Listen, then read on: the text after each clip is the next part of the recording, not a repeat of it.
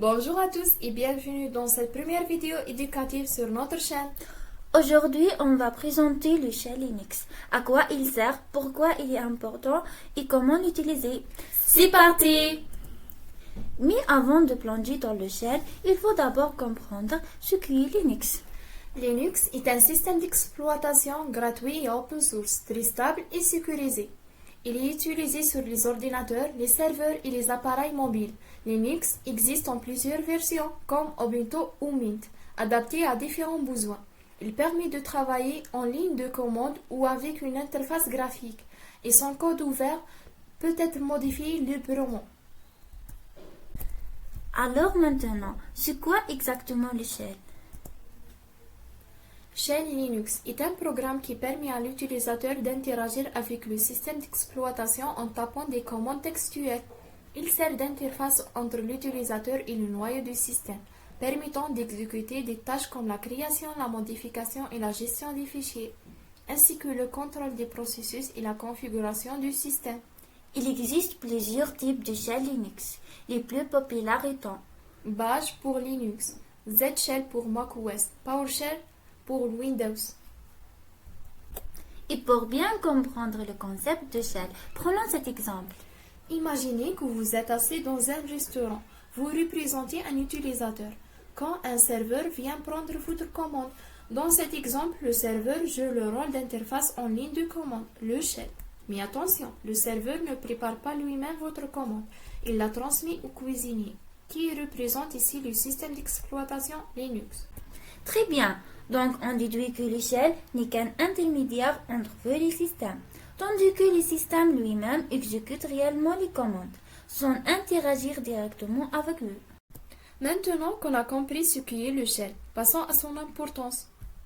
Tout d'abord, dans l'administration du système, le shell est un outil puissant qui me permet de gérer facilement les fichiers et les dossiers.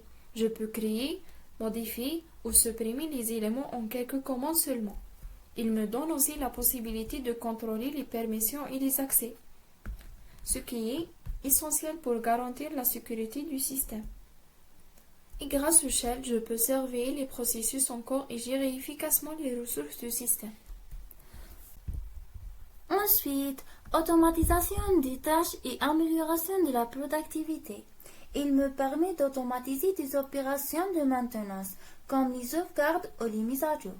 Et surtout, je peux enchaîner plusieurs commandes dans un seul script pour exécuter des processus complexes, tout en gagnant du temps et évitant les erreurs. Enfin, un des plus grands avantages du shell, c'est son rôle dans le développement logiciel. Le shell facilite l'utilisation d'outils comme Git, très utilisé pour le contrôle de version.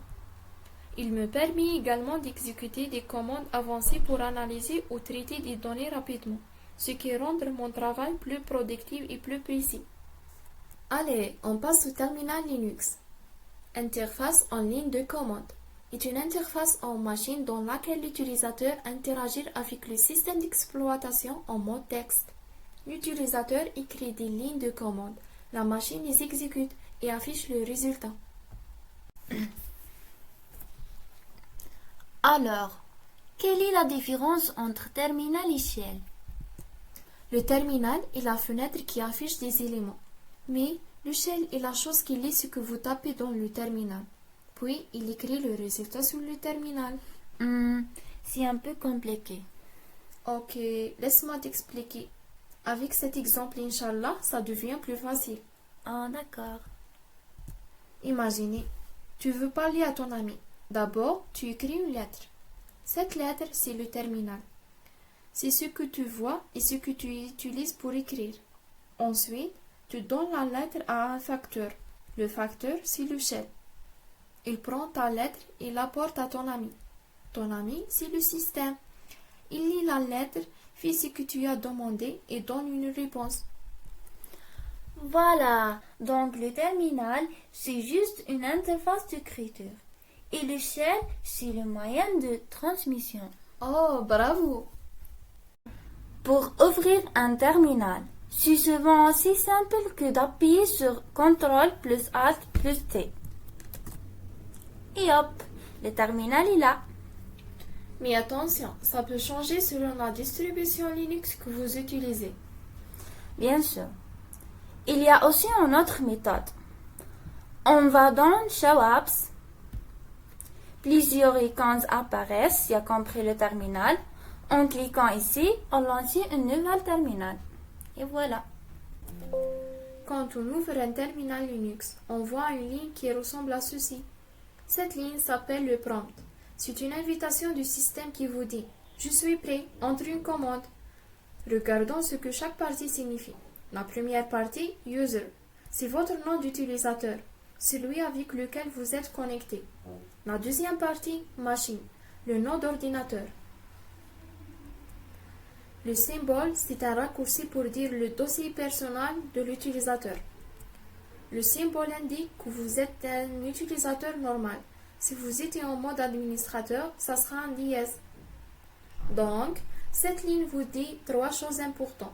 Qui vous êtes, où vous êtes dans le système et si le terminal est prêt à exécuter une commande. Maintenant que notre terminal est ouvert, on va découvrir les commandes de base de Linux. Et vous allez voir tout ça en direct à l'écran. Exact. On ne va pas juste expliquer. On va taper les commandes ensemble et vous allez voir les résultats en temps réel. C'est là que ça devient intéressant. On commence avec la commande BWD. Tapez-la comme ceci. Quand vous le voyez à l'écran, le terminal nous affiche le chemin complet.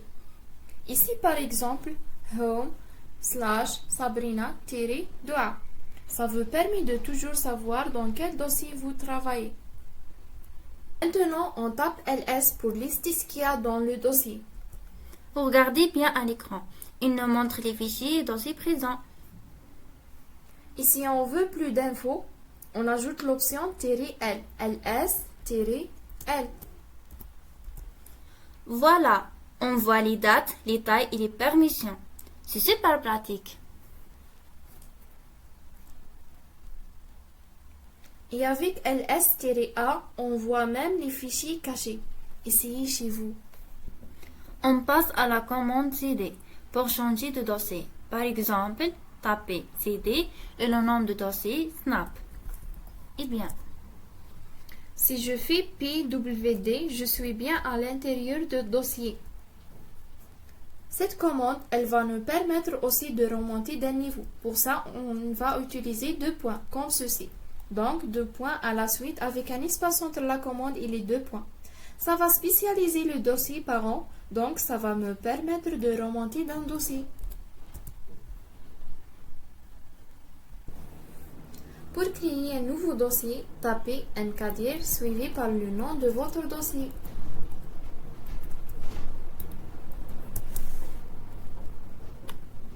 Regardez l'écran, le dossier vient de s'ajouter. Et si on veut créer plusieurs dossiers imbriqués d'un coup, on tape mkdir-p suivi par le nom de votre dossier.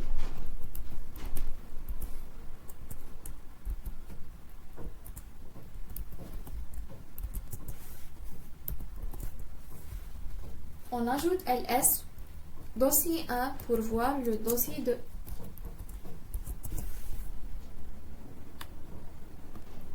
C'est super utile pour structurer un projet dès le départ. La cinquième commande qu'on va voir ensemble, c'est la commande touch.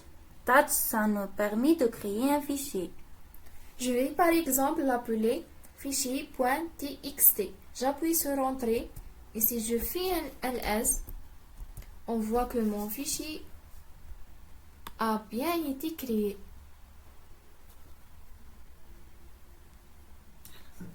Maintenant, attention, on passe à la suppression. Par exemple, pour supprimer un fichier, tapez rm et le nom du fichier comme test.txt. Comme vous le voyez, le fichier a disparu. Et pour un dossier, on ajoute cette option rm-r et le nom du dossier comme dossier. Et voilà. Pour couper un fichier, on utilise la commande cp. Dans notre exemple, on va couper fichier 1 dans dossier 1. On écrit CP, fichier 1, dossier 1.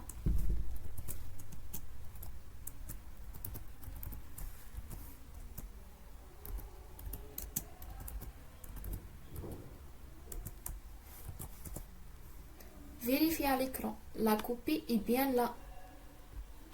Et pour copier un dossier, on tape CP-R, dossier 1 et dossier 2.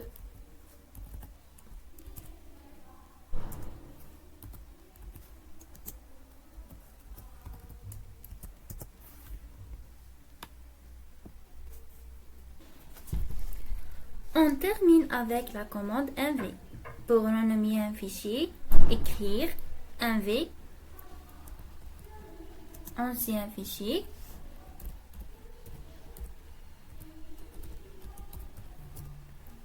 et nouveau fichier. Cliquez ls. Hop, le nom change tout de suite. Alors voilà, on a vu ensemble seulement les bases. Vous pouvez le tester vous-même et surtout, n'ayez pas peur d'essayer.